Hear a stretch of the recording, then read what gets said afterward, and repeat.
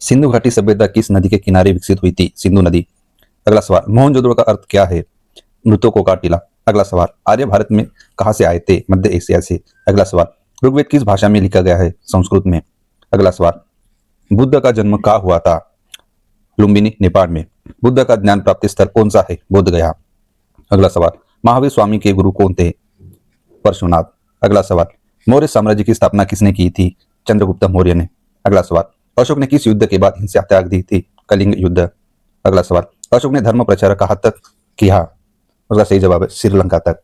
गुप्त वंश का सबसे महान शासक कौन था? चंद्रगुप्त द्वितीय, उसको विक्रमादित्य भी कहते हैं।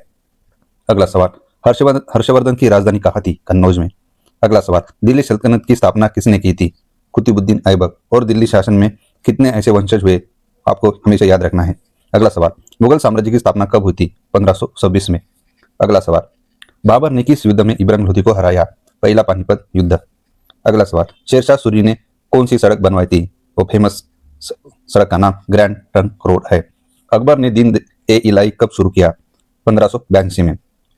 औरंगजेब की मृत्यु कब हुई थी? 1707 में। अगला सवाल, प्लासी का युद्ध कब हुआ था? 1757 में। अगला सवाल, भारतीय राष्ट्रीय कांग्रेस की स्थापना कब हुई थी? 1885 में। और किसने की थी? ये जरूर कमेंट में लिखे। अगला सवाल, कांग्रेस के पहले अध्यक्ष कौन थे? WC बैनर्जी। अगला सवाल, 1905 में किसका विभाजन हुआ था? बंगाल का विभाजन। और ये किसने किया था? ये आपको हमेशा याद रखना है। अगला सवाल, जालियनवाला बाग हत्याकांड कब हुआ?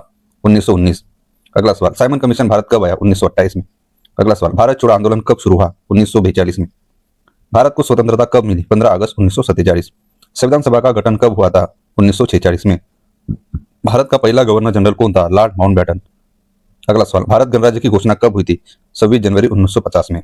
अगला सवाल, भारत के पहले राष्ट्रपति कौन थे? डॉक्टर राजेंद्र प्रसाद।